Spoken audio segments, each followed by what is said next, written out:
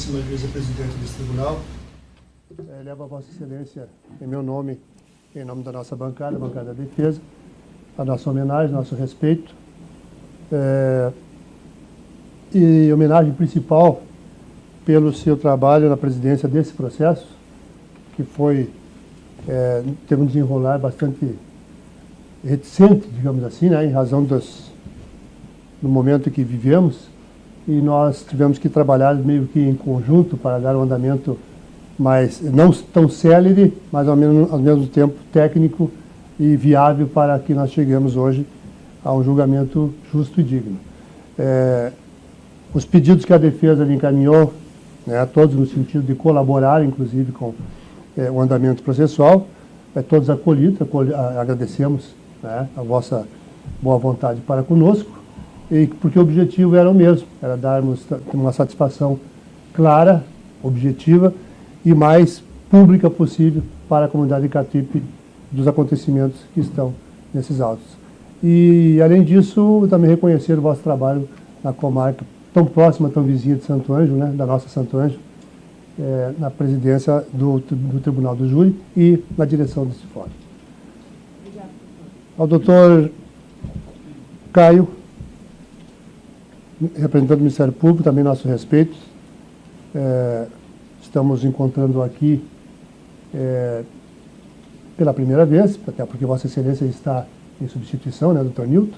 Nosso respeito, a saudação da bancada defensiva, né, e teremos com certeza, doutor, um trabalho claro, tranquilo e bem de acordo com o que a comunidade de Catipe espera, que é apenas ouvir de nós aquilo que nós temos para trazer em termos de auxílio à compreensão do que aqui houve. Nada mais do que isso. Qualquer debate, às vezes até mais, é impulsivo, em razão do costume, né, de debatermos, mas não é um momento para grandes debates, para grandes altercações, porque nós precisamos nos ajudarmos agora aqui, né, para que a comunidade de Catipe tenha um ponto final nesse episódio, mas que leve daqui muitos ensinamentos. Foi um dos objetivos desse advogado. A nossa saudação, o nosso respeito. Meu colega, Dr. Rodrigo Vilmes, familiar, a quem eu trago para a minha bancada, já que estamos chegando ao desiderato da nossa carreira, o tempo vai passando, a gente vai terminando. Eu tenho um filho que advoga comigo, estou agora trazendo um sobrinho que advoga comigo, porque nós conseguimos, né, montarmos um trabalho mais ou menos aceitável na região. Entendemos que precisamos passar adiante ao menos aquilo de bom que nós construímos.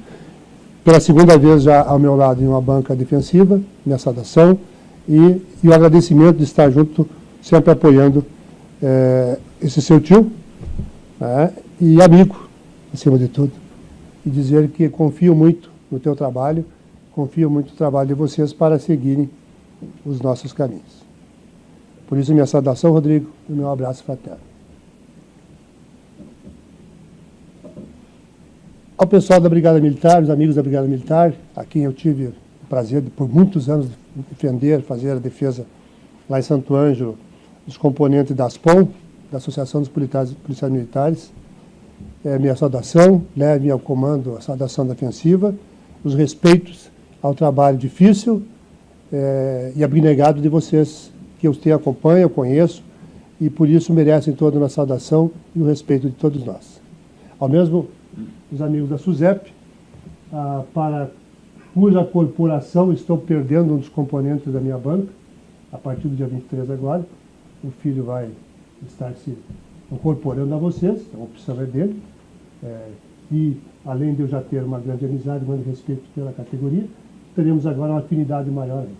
Em homenagem a vocês que também, né, apesar de alguns percalços, né, sofridos e o risco sempre iminente, né, sabem cumprir com o dever e dar a nós e à sociedade aquele respaldo que a sociedade precisa de vocês, que seja guarnecendo de modo digno, né, aqueles que, por um momento ou outro, são segregados. O Pedro, que confiou a nós a defesa, né, nós, desde o princípio, Pedro, temos compromisso de auxiliá-lo a olhar de frente para a comunidade de Catipe, e esclarecer com a tua versão, com a tua postura, aqueles pontos controversos e incontroversos que há nesse processo. E nós estamos aqui sempre e trabalhamos humildemente no processo com esse objetivo. Por isso, saiba que, seja qual for o resultado desse julgamento hoje, a defesa dedicou-se, desde o primeiro dia que foi procurado, até hoje, da melhor forma para que você tenha um julgamento digno. É o que nós buscamos aqui hoje. E a comunidade de Catuípe, que aqui, desculpem os sedentários, oficiais de justiça, amigos sempre os que mais nos acolhem aqui,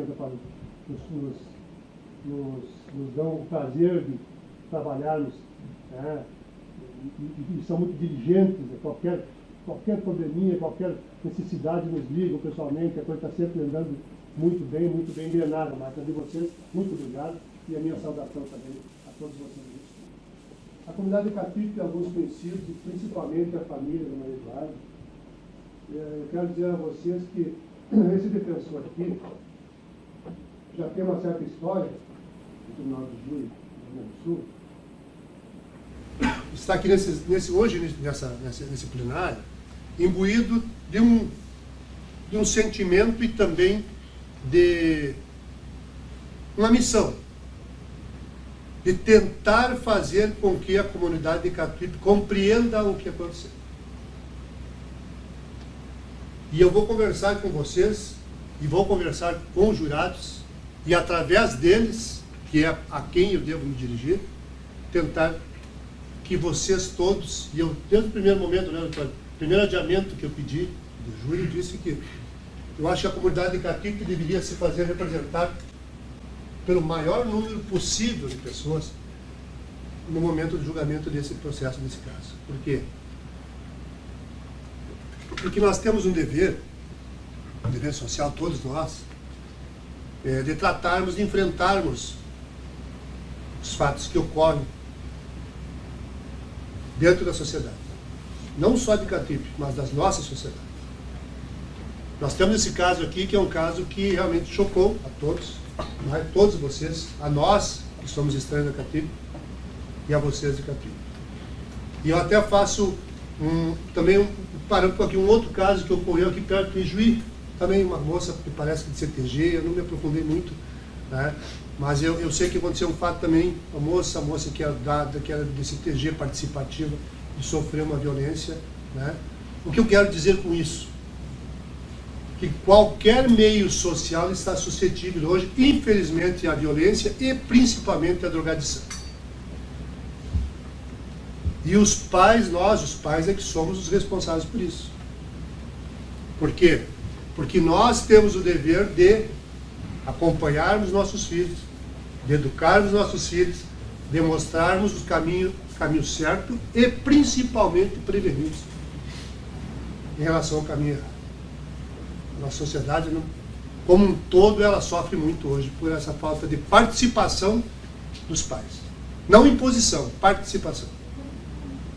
Nós vamos conversar durante esse pequeno trabalho que vamos fazer aqui, né, tentando colaborar com vocês com a experiência de vida que eu tenho como advogado, como pai, como um antigo membro dos conselhos escolares, membro de círculo de pais e mestres, tanto a nível municipal como estadual, sempre tentando participar, acompanhando meus filhos e acompanhando os demais. Senhores jurados, vocês que representam aqui a comunidade de Catuípe, que foram escolhidos para, em nome da sociedade de Catuípe, julgarem este fato, o fato de repercussão.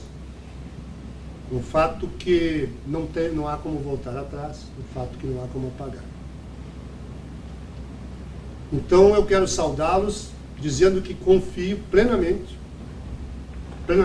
Eu fiz 2 recusas ali por uma questão meramente técnica só, mas sem qualquer divergência nenhuma. Tanto que nós temos aqui se eu não me engano, 2 professoras, tá? Se fosse 3, 4, 7, não teria problema nenhum. As pessoas, quanto mais conhecimento tiverem do convívio de jovens na nossa sociedade, melhor para a compreensão do que pode ocorrer aqui. e para também levar depois aquela lição para a sociedade e para os jovens, principalmente. Então eu quero dizer a vocês, jurados, que hoje são os juízes de fato. Vossas Excelências é que vão dar o veredito.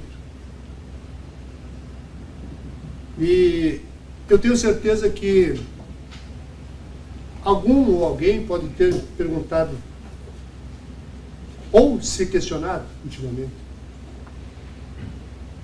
Em Santo Ângelo, certamente, muitos teriam feito isso. Mas por que o doutor Vilmos está assumindo esse caso? Não sou o melhor advogado do mundo, né, nem do Rio Grande, mas já construí uma certa carreira. Como disse, já estamos nos encaminhando para o final. Mas, realmente, eu fui questionado por mim mesmo.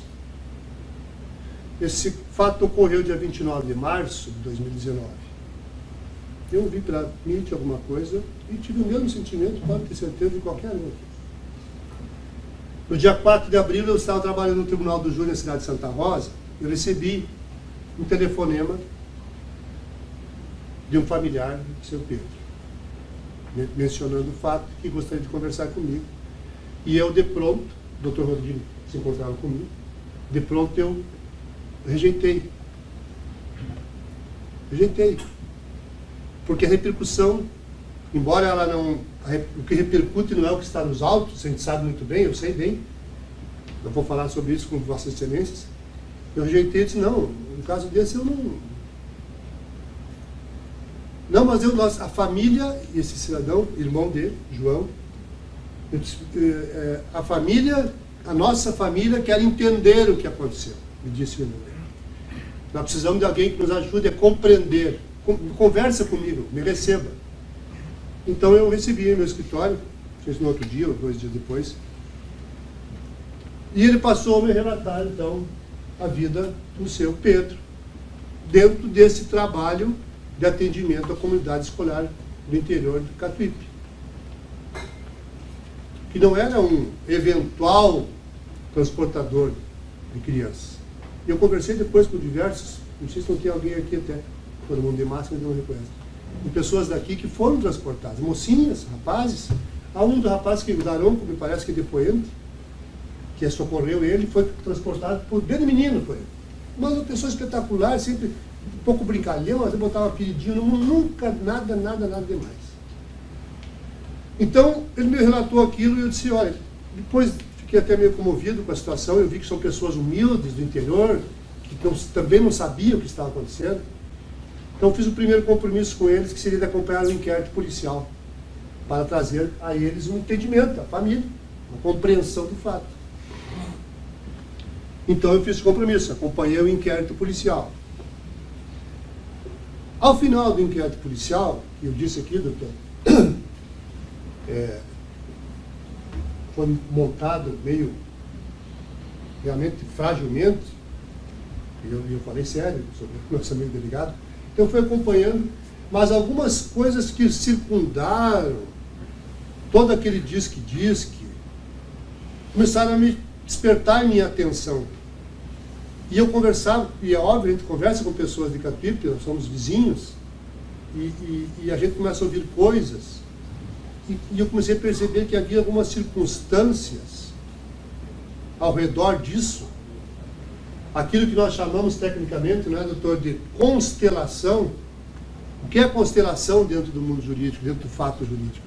São coisas que circundam, todo mundo sabe que é uma constelação, mas no nosso mundo, que circundam aquele evento, aquele fato. E eu passei a ficar curioso e interessado e percebendo que há dentro desse processo elementos muito fortes, para que a sociedade catuipana, para que mães e pais e professores tirem ensinamentos disso. E eu digo sempre, hoje em dia, o perigo não está mais ali do portão para fora da nossa casa. Ele, inclusive, muitas vezes está até do portão para dentro. E nós não temos mais tempo de perceber.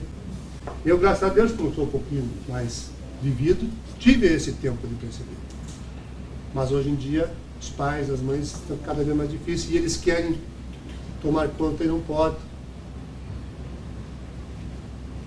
Dia desses, a amiga da minha filha disse: que bom que eu posso largar meus filhos de bicicleta hoje. Brincar, não, você não pode largar seus filhos de bicicleta mais. O perigo está na esquina. Não pode passar de bicicleta. A criancinha de 6, 7 anos não pode passar de bicicleta. Ele pode voltar sem bicicleta, pode não voltar.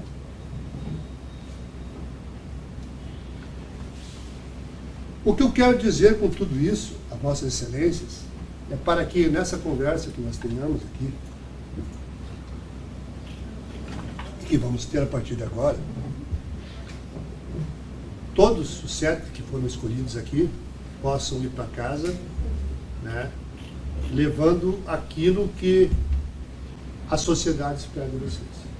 Porque eu, como advogado, que eu disse agora mesmo, eu já ouvi muita coisa, e houve muito disque, sempre há os disques, a constelação é essa. Né? E eu posso vir aqui e começar a relatar. Dizem que ele pedia dinheiro, dizem que ela pedia dinheiro, dizem que a mãe... Não, eu não posso fazer isso. Tudo que eu ouvi dizer, tudo que eu ouvi falar, tudo que eu acho, como foi a soldado aqui, nós não temos o direito de acharmos. Nós que estamos aqui para informar vocês que vão julgar, para levar a conclusão para a comunidade, nós não temos direito a subjetivismos. Tudo que eu trouxer aqui, que são aqueles elementos que a comunidade conhece, e esse é o princípio do Tribunal do Júri. Não fosse esse, nós não teríamos o Tribunal do Júri. Por que que ele é mantido? Aliás, um dos poucos institutos, se não o único, que ainda é preservado pela nossa Constituição, porque a nossa Constituição, todos sabem, está sendo vilipendiada diariamente.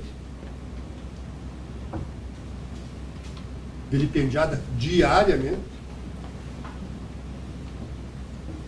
Em 88, quando foi promulgada na associação, doutora, eu lembro que os constituintes, Ulisses Guimarães e companhia, brandaram Constituição Cidadã. É isso que se diz? Constituição Cidadã. Eu lembro que na faculdade os professores tinham orgulho de nos ensinar assim, o professor de Direito Constitucional. A Constituição da Inglaterra tem mais de 200 anos e não é escrita. E todo cidadão sabe, conhece. E a nossa não.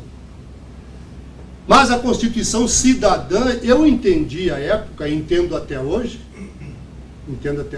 que se ela é cidadã, ela é para o cidadão, ela é para mim, sou advogado, ela é para ele que é agricultor, ele é para o mecânico, é para o pedreiro, ele é o livro, a cartilha, a Bíblia do cidadão, para ele saber que ali estão os seus direitos e seus deveres. Basta. Esse é meu direito. O policial me aborda, eu sei os meus direitos. E ele sabe os deveres dele. E eu sei os limites do meu direito. E ele sabe os limites do dever dele. Deveria ser assim, mas não é. Não é mais. Nós sabemos que não é mais assim. A nossa Constituição não deveria ser como é hoje, interpretativa. Eu não posso ter o petitório fundamentado constitucionalmente e um juiz togado interpretar de forma adversa. Não. Se está escrito ali que é branco, preto é preto. Se o magistrado ou o ministro é daltônico, o problema é dele. Ele não pode adaptar a visão dele. No momento que ele substitui ou agrega a qualquer entendimento a um artigo constitucional, ele está legislando. E a Constituição, ela já diz Constituição. Ela foi discutida pelo Congresso, pelos legisladores. O Judiciário não pode alterar nem interpretar a Constituição. tem que cumprir a Constituição. A doutora, quando decreta a prisão de alguém, por isso que eu digo, o juiz não manda prender, a juíza decreta a prisão de alguém, ou concede liberdade, ela precisa fundamentar, escrever processualmente e constitucionalmente. De acordo com o texto legal, e não com a interpretação da doutora. Da mesma forma, o Ministério Público. E muito mais o advogado, que está com o direito do cidadão sobre os seus ombros. E eu até aproveito só para fazer uma ressalva, que eu não saudei o Poder Judiciário, o Ministério Público, e refuto, digamos assim, de uma forma, se é possível, amigável, também as referências à OAB. Por quê? Porque o Poder Judiciário do Brasil, no meu entendimento, está adoentado. Está adoentado. Não a doutora, não a juíza singular, o Poder Judiciário. Está adoentado. E o Ministério Público, doutor, pela omissão de participar desse processo que estão destruindo a nossa Constituição, e eles somem. E muito mais, por isso que eu disse que o nosso compromisso é maior, a OAB, a Ordem dos Advogados do Brasil, que além de omissa, no Brasil hoje é partidária, fugindo a todos os princípios constitucionais, inclusive, de defesa do cidadão e principalmente das prerrogativas dos advogados. Fechando esse parênteses, continuando dentro daquilo que a Constituição lhes oferece, que é o direito de representar a sociedade. Para fazer o quê? Aplicar a lei. Então, quando eu disse que eu não posso pegar meus subjetivismos, meus ouvi dizer, meu acho que o mato não está pisado, que o mato foi pisado, eu não tenho direito, e nenhuma autoridade policial, nem ninguém pode dizer isso. Porque tudo que eu disser aqui, eu tenho que ter escrito ali.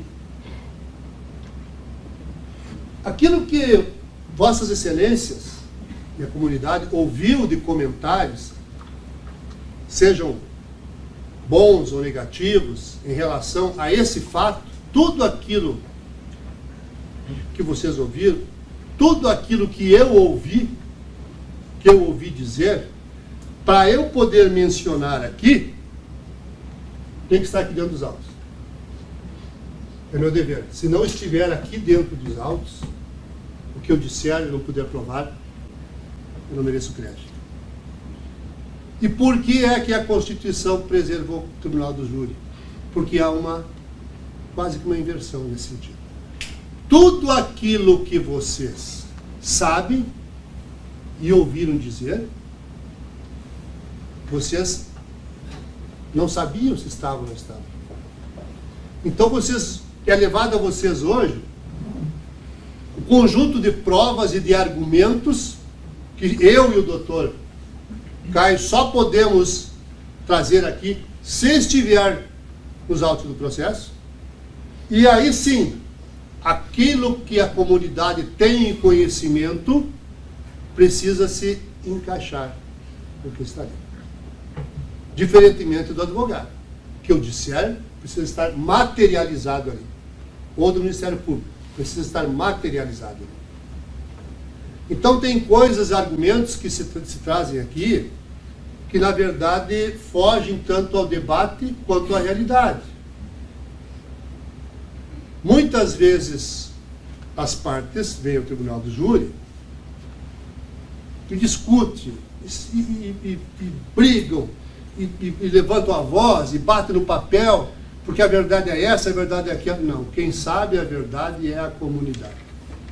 Todos sabem, não. Alguém disse que o Tribunal do Júri é um teatro. Não é um teatro. O Tribunal do Júri é um lugar de debate. E esse debate só tem um fundamento, levar a compreensão a Vossas Excelências de tudo que se debateu nesse tempo. Está dentro do processo. Diante disso, senhores jurados, eu vou trazer aqui alguns pontos para colaborar com Vossas Excelências na decisão desse processo. Vou até aproveitar primeiro aquelas anotações lá, do Dr. Caio, que são as acusações que pesam contra o seu Pedro. A defesa vai ser sucinta porque é sucinta.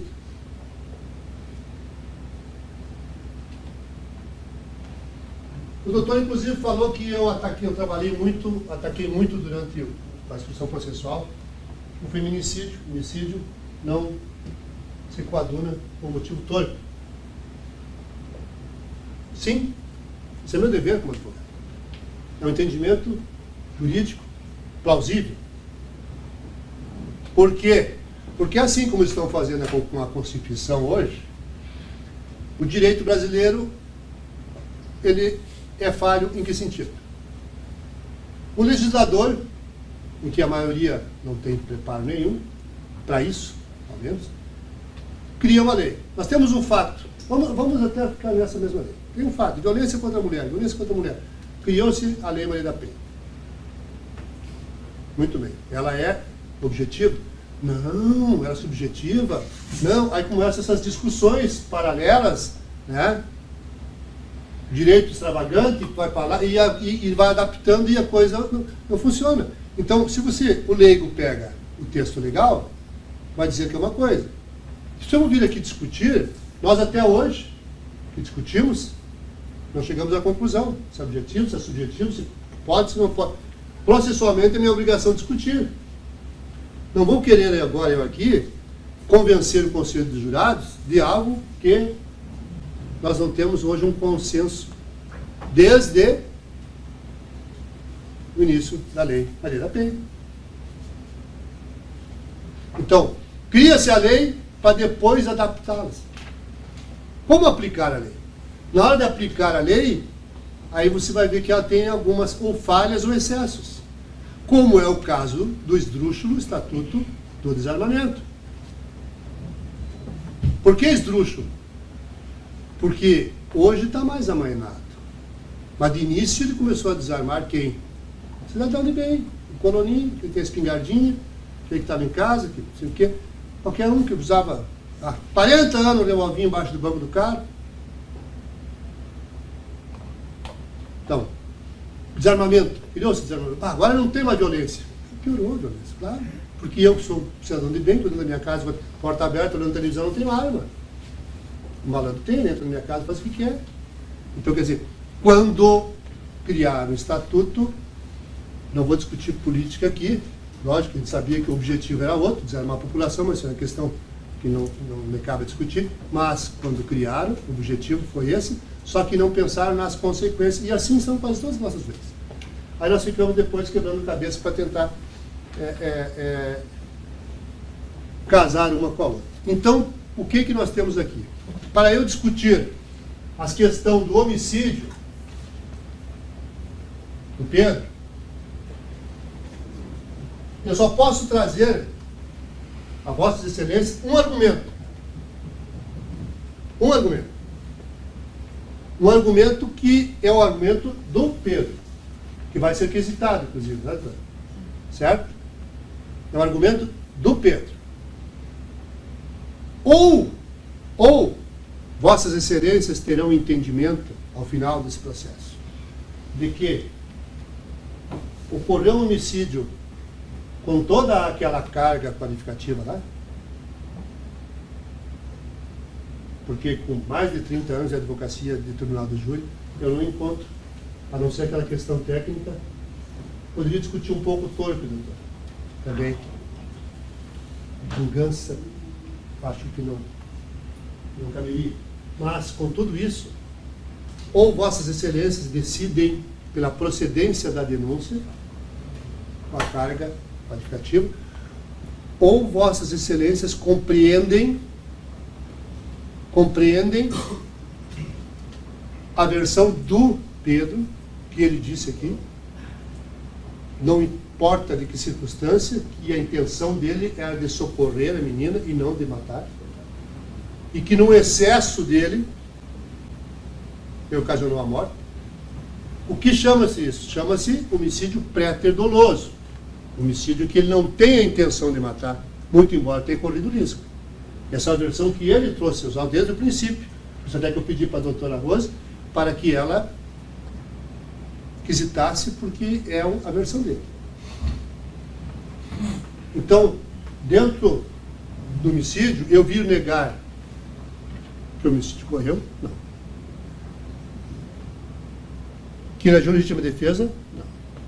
Qualquer excludente em relação a homicídio da parte defensiva seria nem inocência minha, seria um desrespeito à inteligência de Vossa Excelência. E eu não tenho direito de fazer isso. Por isso eu digo a Vossa Excelência, para ser bem objetivo, Pedro tem uma versão, contou aqui, os senhores ouviram muito bem. É possível que aquilo aconteceu? É possível que tenha acontecido? Se é possível, se há uma dúvida, a dúvida sempre prevalece em favor do acusado. Quem tiver qualquer dúvida em relação a isso, a intenção de que ele realmente tinha a intenção de matá-la, ou que pode ter ocorrido um acidente. Esse é a versão do Pedro, que precisa ser perguntada e será perguntada a Vossa Excelência. Certo? Então, qual é a minha função aqui? Alguém pode perguntar. Há 2 outros crimes conexos que são imputados ao Pedro. Um ele nega veementemente, que é o delito de estupro. Ele diz que não cometeu o estupro. O laudo que foi elaborado pelo Instituto Geral de Perícia, com base em material não coletado pelo delegado, mas sim encaminhado pelo médico legista, né, que foram coletados suave, oral, vaginal e anal para pesquisa de espermatozoides, coletando também segmentos das unhas das mãos para eventual exame de DNA. Isso aqui foi do cadáver da Eduardo. Tá? Coletou suave, coletou material genético e embaixo das unhas dela havia material que era pele, pesquisa de pele. Foram coletados para fim de exame. E esse exame e esse material é que foi comparado ao material colhido com o Pedro. Lá, não sei se foi na Conceição, se foi aqui em Juiz, foi na Conceição, em Porto Alegre, na área penitenciária. Colhido do Pedro para ver se era, se tinha. Bom, tinha, como disse o doutor, tinha material genético do seu Pedro embaixo das unhas da Eduardo. Tinha inclusive a mordida, eu desconheço a mordida, eu vi aquilo. Em que momento eu não sei, mas que ela arranhou ele, ela se defendeu.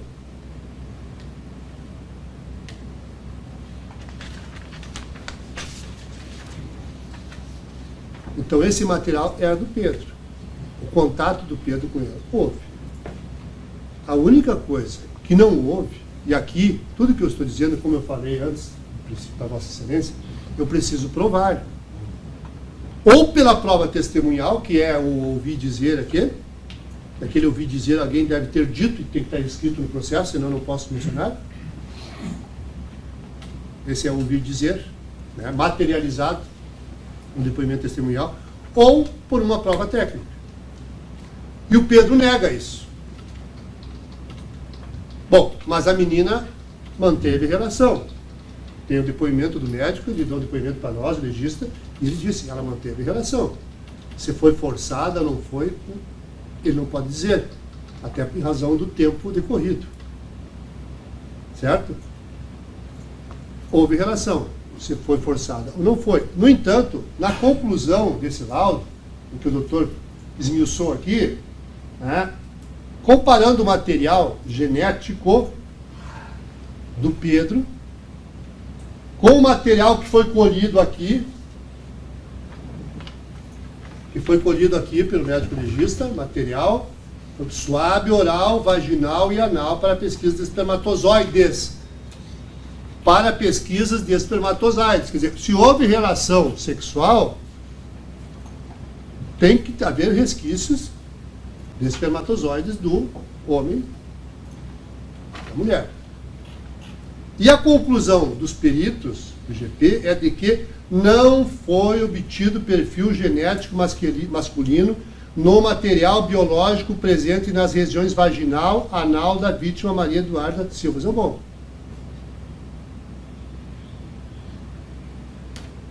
Então nós temos ali prova técnica de que ela manteve relações sexuais. Não prova técnica de que ela teve relação sexual violenta.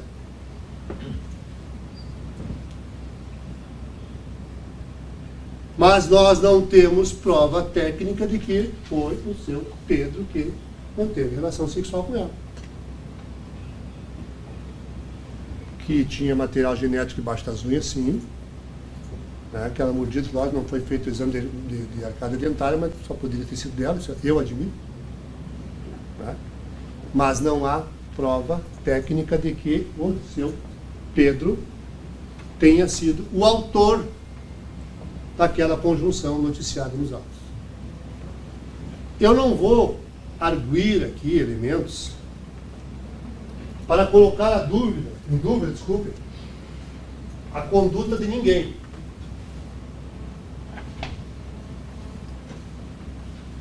Da mãe, do padrasto, da tia, da avó, muito menos da vítima.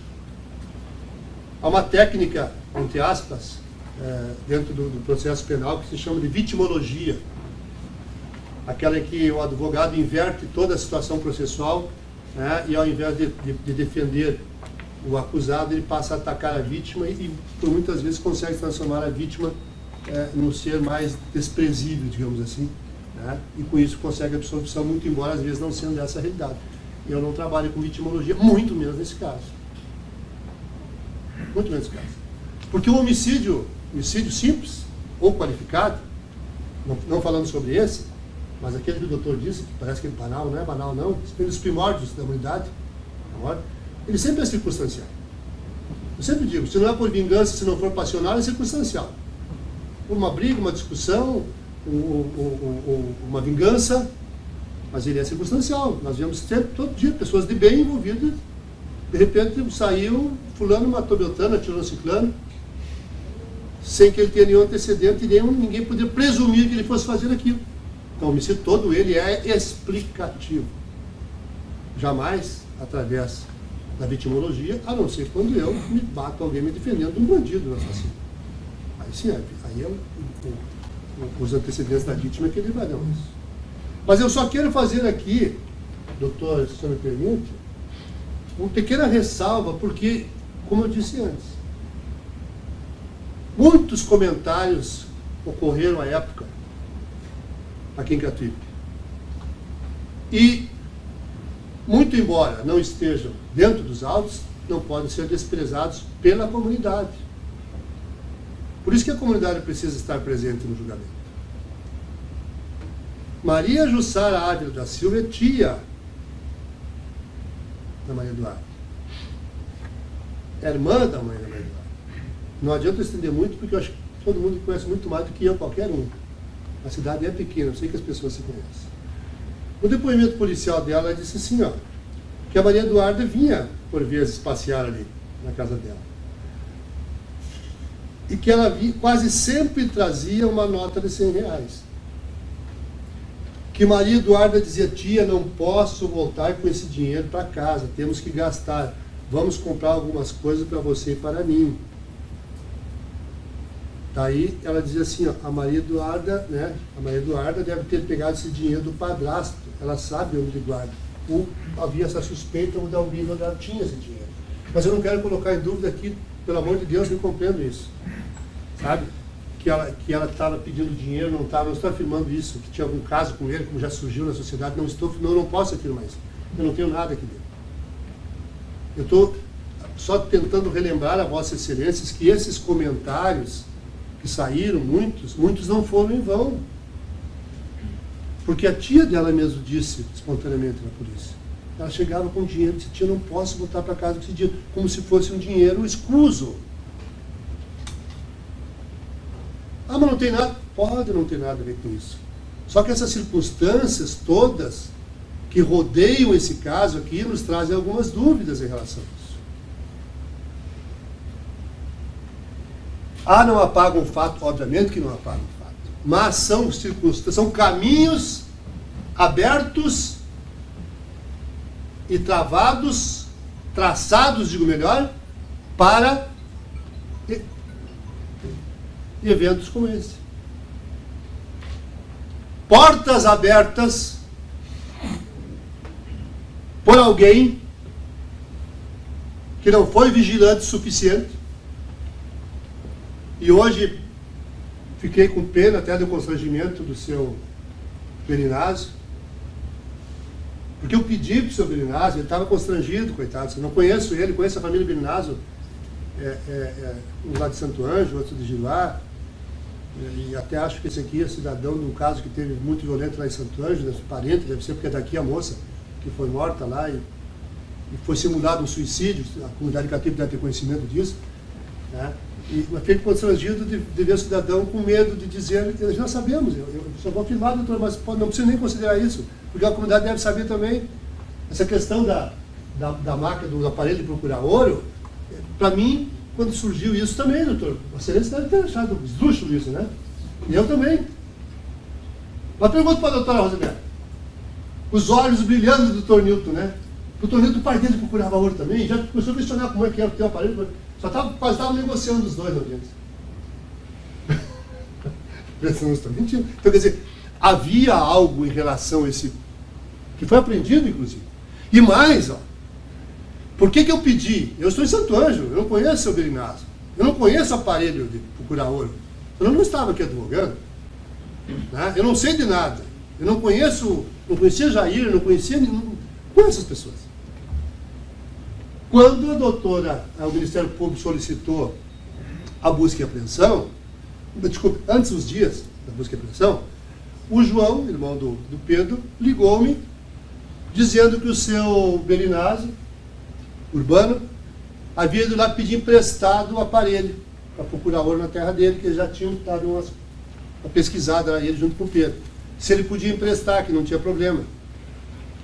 Não tem problema, empresta, não tem nada a ver com isso. Eu acho que eu acho uma loucura, mas tudo que querem brincar de louco, brinca, né? Passou pouquinhos dias, eu não sei se foi do pessoal da polícia que ligou, pedindo que tinha mandado de busca, se foi do fórum mesmo, que se dava para disponibilizar, eu não recordo, também não vem o caso. Alguém me ligou, uma autoridade, estava para disponibilizar o aparelho para evitar de ir lá fazer busca e coisa. E eu liguei para o João disse, não, está lá na casa do senhor Urbano. Então tu vai lá e busca o aparelho de volta, para também não causar um constrangimento para esse seu Belinazzo. A polícia chega lá com mandado de busca e apreensão. Aí levou para o João veio e entregou aqui. Não sei se foi na polícia ou foi no fórum, também pouco entendo. O João trouxe a máquina que está no fórum, né, então? Entregou.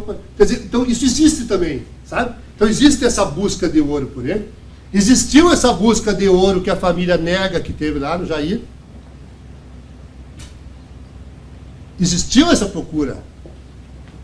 Por que é que eles estão procurando? Acredito, de certo, que vão encontrar. Não tem nada a ver com delito. Não tem nada a ver com delito. Só que assim, ó, o que eu quero dizer é que dentro disso aqui que eu li, de trazer um dinheiro meio escondido, dentro dessa busca desenfreada do ouro, dentro dessa ambição, você acaba abrindo as portas da sua casa, as portas do seu templo, que é sagrado, você não deve. Você atrai alguém que te traz uma falsa esperança. Você contribui, mesmo que subjetivamente, sem intenção nenhuma, para que eventos assim aconteçam.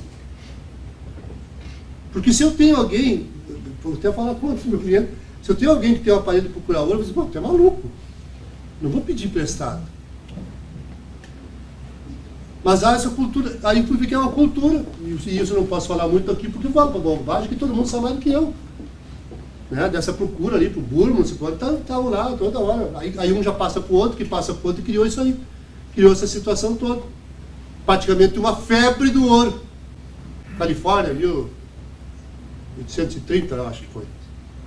Né?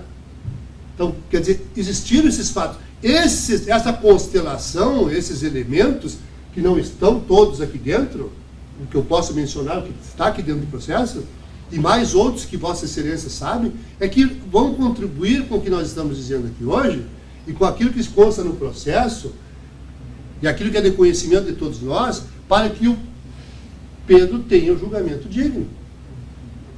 Então, se ele diz que não cometeu estupro, a menina tinha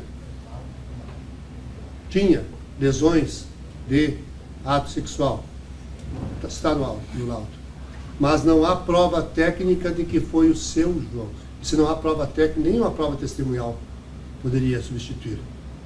Porque quando não tem a prova técnica, processualmente pode ser substituído pela prova testemunhal. Mas nesse caso aqui não. Isso aqui não, a não ser que alguém estivesse junto lá. Eu vi ele agarrar ela, força assim. Então isso gera no mínimo, excelências, no mínimo uma dúvida. No mínimo. E na dúvida, ninguém pode condenar ninguém. Se o seu Pedro pudesse a condenação pelo que ele cometeu. O fato de a Maria Eduarda ter mantido relações sexuais, consensual ou não, é um fato. A prova de que foi ele não existe. Para eu afirmar que ele não cometeu esse crime, eu preciso provar. E o laudo acolhe o que eu digo. Diz que não há. Para o Ministério Público afirmar que foi ele que cometeu, precisa provar. Com prova técnica. Não com suposições. Não com suposição. Principalmente essa suposição de que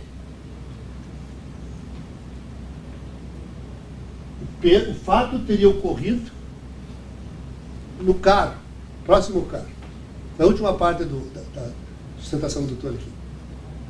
Que ele não matou e não estuprou ali no local onde foi encontrado o corpo. Que ele cometeu os delitos junto ao carro. E depois adentrou a mata para esconder o corpo, para sustentar uma ocultação de cadáver. Os senhores ouviram aqui, os policiais, e até mesmo o seu Benilazo, da distância. A policial Grace disse que seria em torno de 1.500 metros do carro até o local onde está. Depois, o senhor Benilazo, se não me engano, falou em torno de 600 e 700 metros. Aí eu questiono Vossa Excelência. E ao mesmo tempo todos eles dizem, a mata é fechada. A mata é fechada, a mata é cerrada. É ruim, não dá para se deslocar. Então eu pergunto a Vossa Excelência, alguém, agora eu vou, alguém pode carregar um corpo, e carregar um corpo, para quem já carregou aqui, sabe que o corpo não é uma menina viva, é um corpo que pesa. Por 600 metros, vamos na distância menor que der, não nos 1.500, 600 metros, por dentro da mata, para esconder, e para esconder do outro lado, na saída da mata, 15 metros.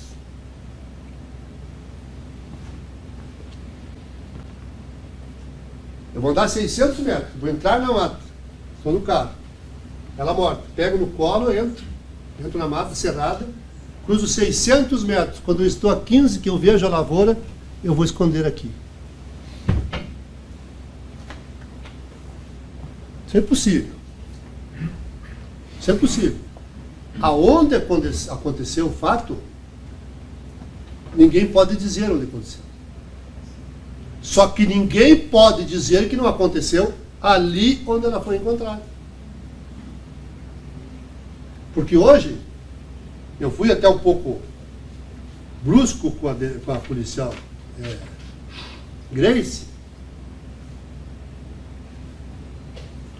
porque, como eu disse, eu trabalhei muitos anos para a associação deles. E a minha briga maior, Gilmar, por muitas vezes, é quando eu tinha que ir para a JME, Santa Maria. Porque o PM, quando ele não sabe o limite dele, ele avançar 1 milímetro além do limite dele, ele vai para a PGE, lá para Santa Maria, para a PGE. E eu ainda contava sempre assim uma história. Se eu estou na minha casa, na televisão, daqui a pouco tem um ladrão tentando pular a grade da minha casa para me roubar. O que eu faço? Eu ligo para o 190. Quem é o 190? O Gilmar? Não. 190 é o Estado, a quem eu pago o meu imposto, que me deve a proteção. Eu ligo para o Estado. Daí vem o Estado em forma de PMs, em forma de viaturas. É o Estado presente me preservando. No momento da abordagem, não tem mais ladrão sério hoje, né? Tudo louco. Ele parte para a agressão, eles são obrigados a usar da força, ele se bate proporcionalmente e propositadamente, quer dizer, a grade, se corta, se machuca, e chega na delegacia, aí leva na delegacia de polícia, perde meia-noite para prender o cara, leva no ADP, faz a ocorrência, tentativa de furto, já não dá nada para ele. Tentativa de furto já não vai responder por nada. Tentativa, vai de furto, né? Só que daí, quando termina tudo, agora eu quero fazer uma ocorrência também. Entra quem? Enquanto o Gilmar, enquanto o outro lá, olhou todo mundo aí. Porque lesão corporal, tô aqui, tem que levar, fazer exame. E aí, denúncia contra eles, por lesão corporal, né? E vão para a JME, o seu Vilmos viajava para a JME para defender eles disso. Aí, nesse momento em que ele é representado pela ocorrência policial do ladrão, ele não é mais o Estado, daí ele é Gilmar. Entendeu? Aí ele deixa de ser o Estado. Eu chamei o Estado, não chamei ele. Eu posso nem gostar dele, como é que pode entrar na minha casa? Chamei o Estado que me deve. Então qualquer errinho que você cometer, tem que saber que as consequências são suas. Esses erros que a Grace cometeu, e lá já no fórum, que ela estranhou, doutor Vilmos, não vai me perguntar nada mesmo, eu sempre massacre nós nas audiências. Não massacro ninguém, só quando merece, ainda brinquei com ela. Eu achei que ela ia raciocinar um pouco, conversar com os mais experientes, chegar aqui hoje, ficar mais... Não pode subjetivar. Não pode subjetivar. Policial não acha nada. Eu tenho filha policial. Minha filha é policial civil.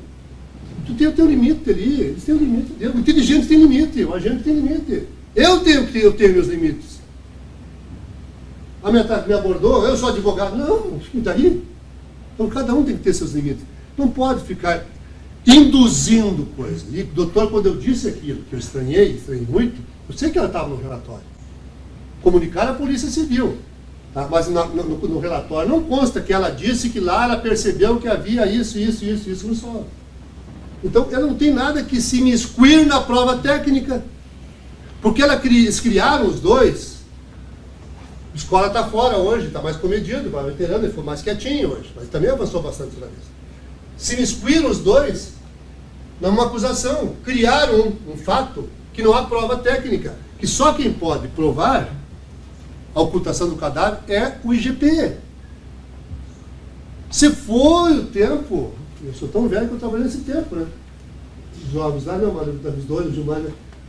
Matavam alguém na frente do bar, chegava um Fiat Uno, um Chevette da brigada, pegava aquele plástico ali, que chama de lona plástica, botava ali dentro, enrolava, botava, jogava no cemitério, jogava no necrotério, era assim que funcionava. Hoje não, ninguém pode tocar. É o Instituto Geral de Perícia que diz tudo. Por que ele diz tudo? Porque todas as circunstâncias são examinadas, todas, não é aqui onde está um cadáver, todas. Janela, luminosidade, ponto de luz, tudo. Tanto que nós trabalhamos com isso, nós dizemos sempre, o cadáver fala, ele conta a história. Pode ser encontrado um cadáver ali, o perito vai descobrir a história dele, analisando o cadáver. Eu não sei se alguém viu o pequeno CI que passou agora eu não sei o nome daquela moça lá que matou japonesa em São Paulo, esquartejou e coisa. Aí tinha um perito... Matsunaga. Elise Matsunaga. O perito aquele, cabeludo, o senhor velho, ele diz, eu converso com o cadáver. Eu digo para ele assim, me conta o que houve. E ele vai me contando. Entendeu? A experiência, ele está falando pela experiência dele, né? Mas é assim mesmo. Né? Então, o ambiente, o local contou para os peritos o que aconteceu. O corpo contou para os peritos o que aconteceu. Não das lesões, mas como ela chegou ali. Asfixia mecânica por esganadura, pode ser por afogamento, soterramento, enforcamento. E o enforcamento, um exemplo a mais. Enquanto a pessoa enforcada se suicidou, a perícia vai esclarecer se suicidou-se ou se foi assassinado. Poucos sabem disso, né? Depois que baixarem o corpo que for para a perícia, para o IGP, para a perícia médica legal, se esclarece se ele foi morto ou assassinado. Então, ela é tão minuciosa que eu não posso dizer nada que eu não tenha fundamentação aqui.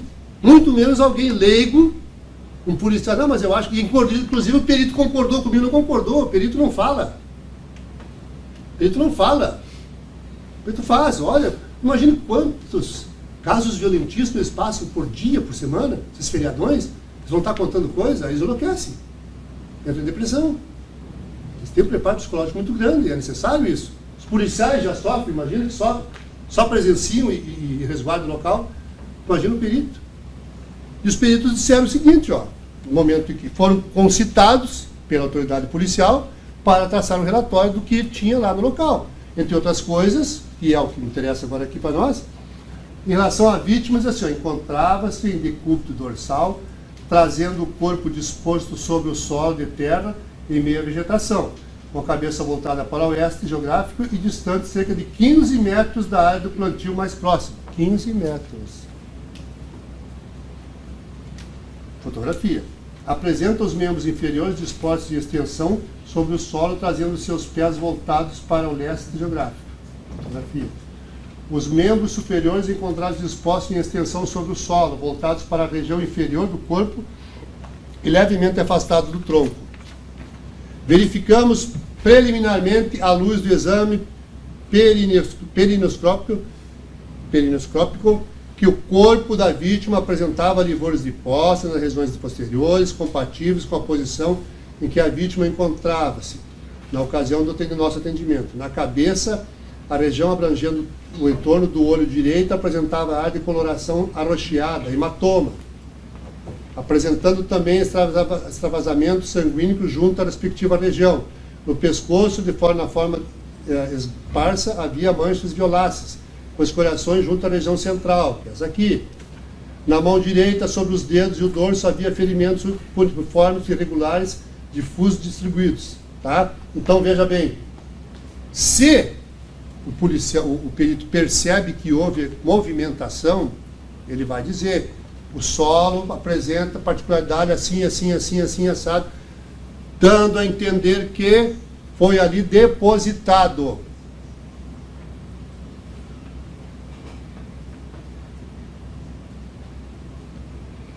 O caso Nardoni, a menina cortou a tela e caiu lá de cima. Lembra do caso Nardoni? Quem provou aquilo? Os peritos. Havia um amassamento de um pé adulto em cima da cama, no lençol. Havia uma posição de corte que não seria de uma... É inimaginável a capacidade deles. Agora eu vou sentar aqui com a cara de pau e eu convencer o mundo de que só eu aqui entendo. Então, excelências, refutando esta acusação de ocultação de cadáver, até porque a ocultação de cadáver ela é objetiva. Depois de eu cometer o delito, eu preciso ocultar o cadáver. Para quê? Para me escapar do que eu fiz, para que não seja descoberto. Aí então eu vou atravessar 600 metros de mata, de um lado ao outro da mata, para esconder a 15 metros da lavoura, que eles mesmos disseram, havia movimento de maquinários e tratores. Então, ao invés de eu entrar lá 50, 100 metros, onde é mais difícil o acesso, onde as pessoas não vão esconder, perto do lajeado, embaixo de folha, não, eu botei ali, perto da cerca, para que ninguém encontre. Isso refuta totalmente esta acusação. E é pouca coisa que vai motivar diminuição de pena para o Pedro. É pouca coisa. Mas é uma injustiça que não se comete contra ele. Porque por pior que sejam as acusações, por pior que seja o conceito dele com vossas excelências, ninguém tem o direito de condená-lo injustamente. Porque aí nós estaremos praticando o quê? A vingança privada. Nós não podemos, a comunidade não pode se vingar do Pedro. A comunidade tem que hoje sair daqui sabendo que todos compreenderam e os que não estão aqui levarão para casa, né, a decisão com a compreensão de que foi feito o justo, não o melhor. Mas o justo, ninguém busca o melhor. Nós buscamos o justo. Então, excelências, para ver como é bem simples o trabalho da defesa aqui hoje. Quando requisitados, o senhor vai voltar, né? Vou lhe dar mais tempo, não dou mais tempo daí, não tem problema também, não tem muita dúvida. Em relação ao homicídio, quando a doutora requisitá-los, se vocês... Ele só será depois complementar, né? A senhora colocou no vídeo? Ah, sim. Tá, pode ser assim, não, tá certo. Tá certo. Então eu vou colocar, só para nós discutir. A doutora vai perguntar para a excelência se no dia 29, né, alguém com emprego de asfixia, eu vou lá, desculpa, vou chegando, vou esquecendo. Eu prefiro a distância do que a máscara. Né? Alguém produziu na Maria Eduarda as lesões corporais descritas no laudo pericial. Sim. O réu Pedro Alberto Zilva com emprego de asfixia mecânica devido a...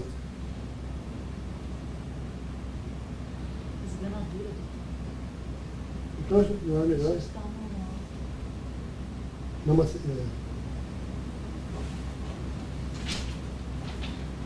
É que se eu botar isso aqui sim, não vai ser mais. Eu acho que se ele concorreu...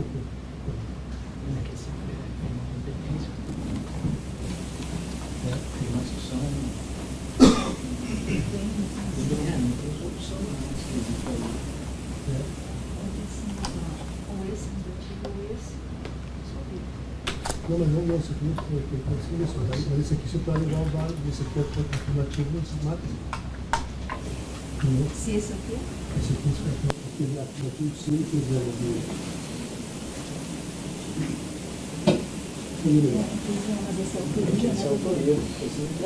não, é. Comer no banheiro. Isso. É isso aí. Então, retornando aqui, né? Então, daí o segundo, lógico que alguém provocou a morte dela, sim. Segundo quesito, se o réu Pedro Alberto Zilva, com emprego de asfixia, seja culposa ou dolosa, quer dizer, por querer ou sem querer, né, provocou a morte da vítima e as lesões causaram, provocou as lesões que causaram a morte, certo? Então, ele pode ter provocado, vocês votando sim, se votarem não, absolvem ele, né? Se votarem sim, não estão dizendo que ele está condenado por homicídio doloso ou o préter doloso, quer dizer, sem querer, né? Porque a doutora vai, mais no outro quesito, que ela introduziu agora, vai perguntar a Vossa Excelência assim, ó, o réu quis a morte da vítima, que é aquilo que ele conta aqui. A versão dele precisa ser requisitada. Né? Quis a morte da vítima? Ele disse que não, ele queria socorrê-la. O que aconteceu foi alheio à vontade dele. Se Vossa Excelência intervir nisso, é de livre-arbítrio, né? Voto sim. E passa a responder daí por homicídio culposo. Certo? Essa é uma tese, há uma tese absurda, não é uma tese absurda, porque é dele a tese. A história é dele. E ninguém conta melhor a tese do que o acusado. Né? Ele diz isso, homicídio culposo. Certo? E aí segue depois os outros quesitos. Bom, agora, em relação ao homicídio. Se votar em negativo esse aqui, a doutora vai perguntar se absolve ele, né? e aí vai passar para as qualificadoras. Mas a opção que Vossas Excelências têm é essa. Ou votar conforme consta na denúncia, ou acolher as alegações do Pedro.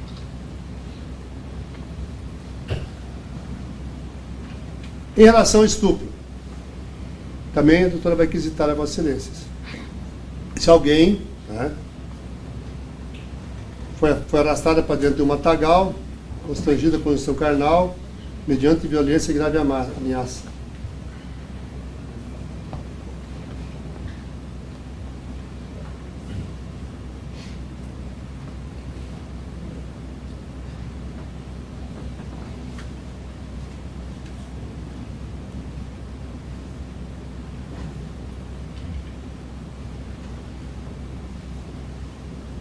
Denúncia, né?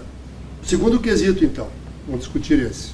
O réu Pedro Alberto Zimmermann concorreu para o crime praticando o constrangimento descrito no quesito anterior, quer dizer, que se foi ele que constrangeu ela, né, a conjunção carnal.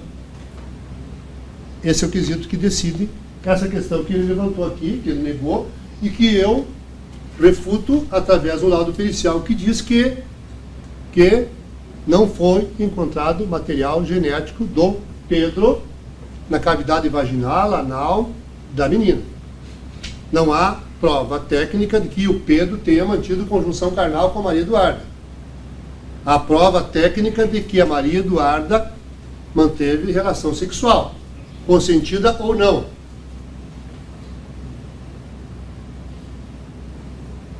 E aí eu ressalto um pouco daquilo que eu disse.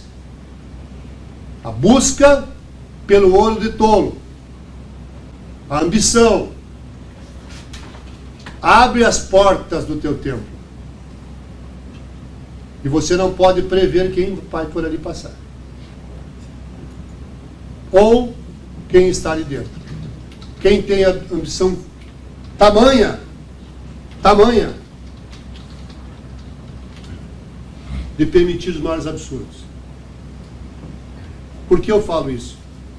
Porque eu tenho a certeza absoluta que isso que eu estou falando já fez parte da atmosfera catripana.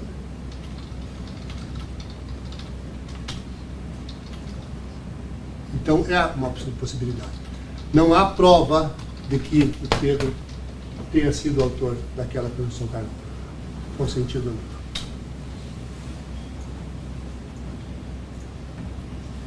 Então, a defesa alega e prova, tecnicamente, de que o Pedro não participou desse ato, do ato sexual. Então, a resposta ao segundo quesito é não, absolvendo ele do estupro.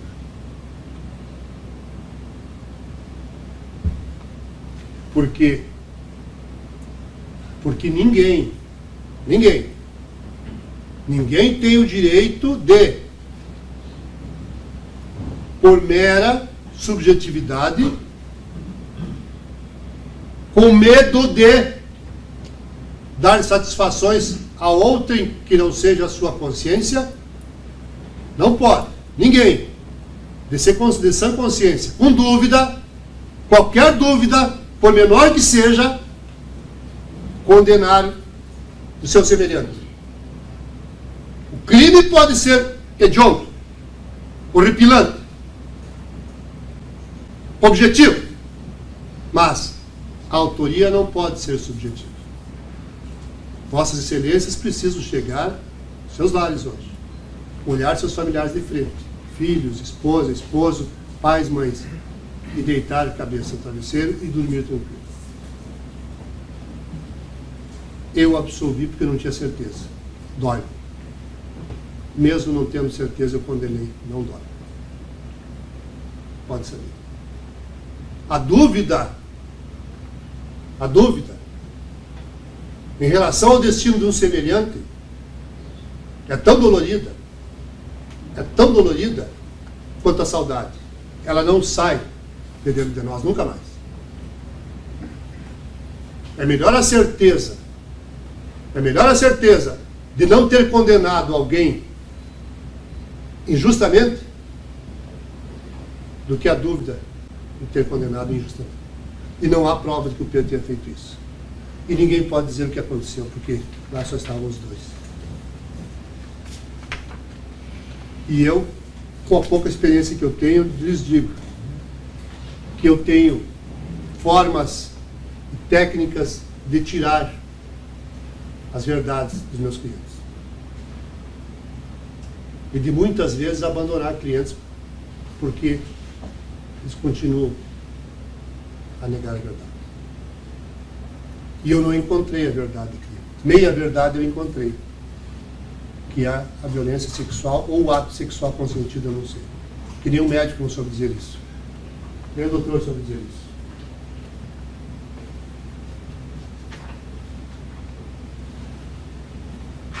Tenho 20 minutos, doutor.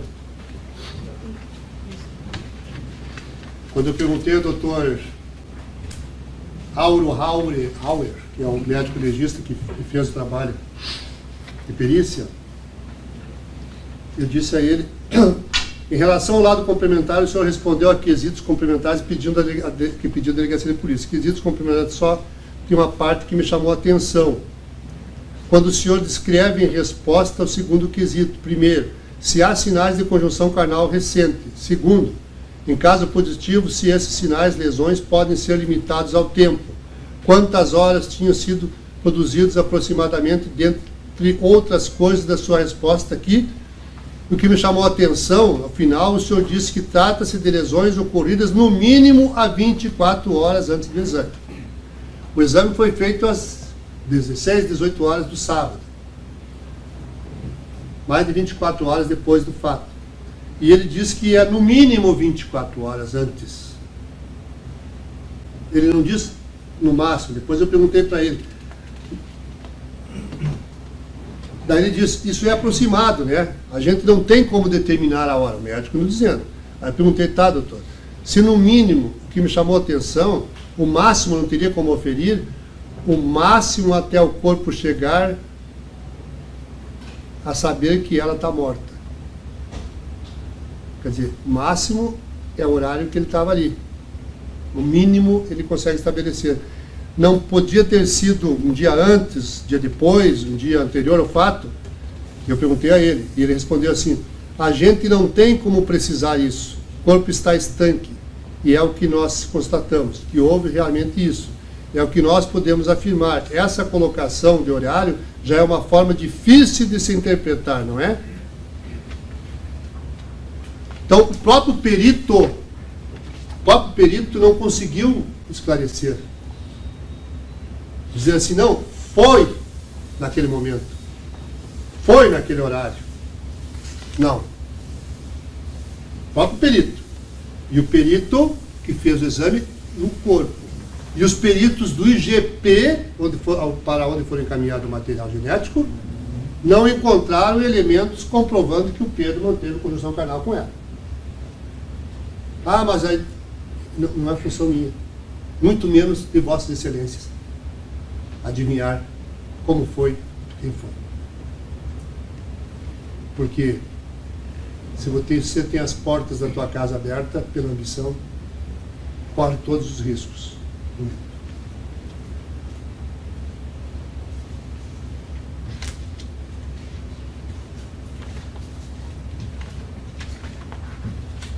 Ele devolveu os quesitos? Não, doutor. Eu acho que... Ah, sim, tá aqui, desculpa. A idade é complicada. Certo? Então, no terceiro fato, que seria o estupro, a defesa rebate esse ponto.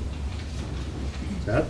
Segundo o quesito, o réu Pedro Alberto Zir concorreu para o crime praticando o constrangimento descrito no quesito anterior? Não. Não. Não com certeza? Não. Mas não pela dúvida. Eu tenho certeza que não, porque não há prova técnica. Mas a minha certeza não está em jogo. Está em jogo e valendo a certeza de Vossa Excelência. Repito, a certeza de que, na dúvida, não condenou ninguém. Não estou pedindo para o Pedro sair daqui hoje, o nome do Lias voltar para casa, não. Estou pedindo para que o Pedro hoje aqui receba a reprimenda social que ele merece pelo que ele cometeu. Dolosa ou culposamente. Dolosa ou culposamente. Porque de qualquer forma, e eu preciso dizer isso pela questão da honestidade, de qualquer forma, seja pela pseuda ou fática perseguição ou não, quem criou o ambiente foi ele.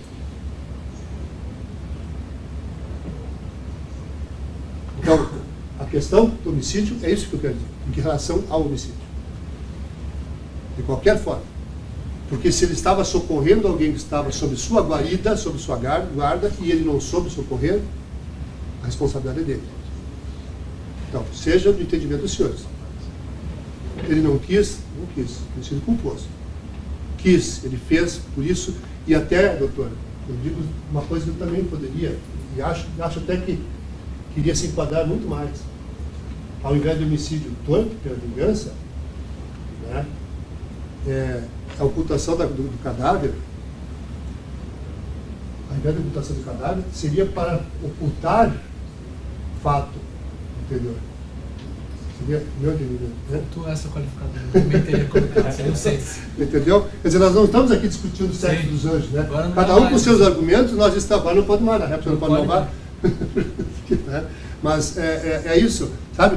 Por que eu falei isso, doutor? Porque nós precisamos falar, sermos claros aqui. Não adianta eu vir aqui fazer teatro, fazer gritarias e querer convencê-los daquilo que não existe. Essa forma de transmissão é a primeira vez que eu participo, mas eu já vi muitos julgamentos assim. E confesso que alguns são deprimentes. Eu não posso vir aqui me submeter a isso também. Eu não tenho direito de fazer isso com aquilo que eu tirei da Vila Branca de Santo Antônio, lá para trás aqui. Trabalhei muito para isso. Né? Mas também não posso, né, deixar de exercer a defesa dele de forma mais plena e mais clara possível. Eu preciso ser honesto com quem me contratou, preciso ser honesto comigo e preciso ser honesto principalmente com Vossa Excelência. Para trazer a Vossa Excelência possibilidades de entenderem os argumentos do Pedro. Esse é o meu papel. E eu acho que eu trouxe aqui, em relação a esses dois fatos. Não há como acusar alguém de ocultação do cadáver se ele cruza uma selva, uma mata de 600 metros para colocá-la à beira da cerca, 15 metros. 15 metros. Daqui lá na escada. Para escondê-la? Não. E é só isso. O crime é esse. Ocultação do cadáver. Esconder alguém de forma voluntária, dolosamente, com o intuito de impedir que seja descoberto. Então, se ele tivesse o intuito de escondê-la, ele ia cruzar a mata, como disse o Dr. Caio, 600 metros, para depositá-la na beira da lavoura, onde ele sabe que tem circulação de maquinários, estão correndo, estão trabalhando. Não, ao contrário. Ao contrário, seria a vontade dele de, eu vou deixá-la aqui para que alguém encontre, subjetivando, provavelmente, né? Vou deixá-la aqui para alguém encontre e eu não tenho mais o que fazer, eu vou dar um fim na minha vida. E desceu 8 ou 10 metros. Passou a faca no pescoço. Ele não ficou, doutor Fernando. Ele entrou no estado de... Tanto o senhor viu aqui, até sobre o ginásio, que não tinha nada a ver com essa parte da história. Não, ele estava com o sangue todo seco. Nem sangrava mais. Isso há muito tempo depois do corte. Para deixar, para coagular. E o senhor viu o corte dele, né? Deus me livre. Deus me livre. Né? Então, ele não é ficar ali, agora vou cortar e vou ali pedir socorro. Não, ele nunca soube dizer isso. Estou falando agora que não estou depondo, né? Não seria, eu perdi os sentidos quando me acordei e não seria onde eu estava fluindo. Sabe? Isso é viável. Né? Então, aconteceu o fato, foi dolosa culposamente e ele resolveu dar fim ao cabo a vida dele. Então, porque que ele não queira é complicado, né? Como é que vai sair dali para explicar o quê? Seja culpado ou não. E não há como dizer que ele não tenha culpa de nada. Aí também é. Né? Cortou o pescoço e ficou algum tempo beira da morte. Uma tragédia. Uma tragédia. Né? Que a comunidade de Catipe sofreu, nós acompanhamos aqui. E eu quero reiterar isso. que eu decidi participar da defesa do Pedro. Primeiro, uma questão profissional minha, mas eu tenho o direito de negar, não sou obrigado, dizem que não sou não. Né? Mas eu entendi que um fato como esse precisa ser bem discutido pela comunidade. As professoras precisam, os jovens precisam prestar atenção, os pais com os filhos, saber, quando traz um amigo, uma amiga em casa, saber observar. Não adianta ficar o pai achando que a amiga é queridinha, a amiga é bonitinha, fica observando, presta atenção crítica, depois diz, filho, aquele ali, o meu filho era assim, como aquele limãozinho lá, aquele eu vou largar. Sabe? Então, devagarinho a gente vai. A minha esposa era professora, era diretora da escola no interior de Vitória das Missões. E ela fazia isso. Ela muitas e muitas vezes ela deixava o veículo dela na estrada, na beira da estrada, numa sombra, e subia na van escolar para acompanhar os alunos. Porque ela tinha uma preocupação. Ela prestava atenção muito no comportamento das crianças, tanto na escola, meninas, principalmente meninas. Né? E ela dizia uma coisa que é importante.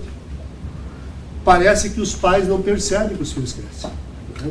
A menina vai crescendo, vai se tornando mocinho. Eu até hoje, eu trato os meus, de 41 e 39 anos de criança, as minhas crianças, as crianças falaram, para cá, os dois casados. Né? Então, e ela tinha essa preocupação, os pais parecem que não percebem que os filhos crescem, que as mocinhas, meninas ficam mocinhas, e os meninos começam a conhecer o mundo, e acham que é natural, e não é natural. Não pode ser natural, nós temos que ter mais crítica hoje. Então, esse é um das contribuições que eu vim tentar trazer aqui, obviamente, que junto com o meu ministério profissional, que é a minha obrigação, de auxiliar o Pedro, né, a esclarecer a Vossa Excelência o que realmente ocorreu naquele dia 29 de março de 2019. Não pode ser inocentado, porque o responsável por tudo é ele, desde o momento que ele entrou no carro. Mas que não há prova de estupro, não há, e que é leviano, inclusive, acusá-lo de ocultação de cadáver. Porque se o fato ocorreu na mata, como é que eu vou esconder na mata? Agora, se tivesse uma prova técnica de que houve algo dentro do veículo, isso é muito fácil, bem mais fácil, vai ter material genético no banco, e foi periciado o carro, material genético, eles não tiveram dando notícia de que foi mantido relação sexual ali no banco do carro. Bom, ali aconteceu. E ela, aí sim, da lavoura para o mato, tudo bem, que o doutor tentou nos convencer aqui de que teria sido isso lá no carro e depois cruzar o mato. Não, porque não. Então prova que estava no carro. Não adianta alegar. Quem alega precisa provar. Quem alega precisa provar. Eu estou dizendo desde o início do nosso debate. Então, excelências, eu tenho certeza que o doutor vai retornar, tá? E peço que Vossa Excelência considere isso. Duas coisas, muito importantes. Não há prova cabal, irrefutável, técnica, contra o Pedro de que tenha sido ele que manteve aquela relação com a menina.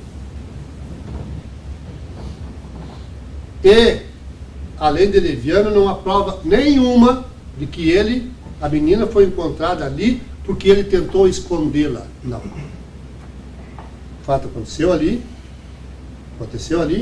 ele se afastou, tentou suicídio e depois foi socorrido, foi para o hospital, não conseguia falar. Tem até o fato que a senhora que socorreu perguntou se ele queria água, tomava água e sai aqui. Imagina o quadro. Então alguém está raciocinando dessa forma, tomando água e correndo fora aqui. As mulheres se horrorizaram com o depoimento delas no processo. Então esse foi o quadro lá, entende? Esse foi o quadro. Então esse é o julgamento que nós queremos da comunidade de Catife para o senhor, você viu, doutor? Para o Pedro Zigo, entende? Se o doutor voltar não tem problema, nós estamos aqui para tentar colaborar mais um pouco, mas eu acho que a melhor forma, a forma mais clara, mais sucinta até, né? Com aquele objetivo inicial que eu disse, tentar conversar com vocês da comunidade, e principalmente com os jurados, para que o julgamento do Pedro seja realmente justo, dando a ele aquela reprimenda que enquanto respaldo nos autos, em conjunto com aquilo que é do conhecimento de Vossa Excelência. Sejam felizes e, se nós não voltarmos, Deus abençoe a decisão de Vossa Excelência e que possam todos voltar para seus lares com a consciência tranquila e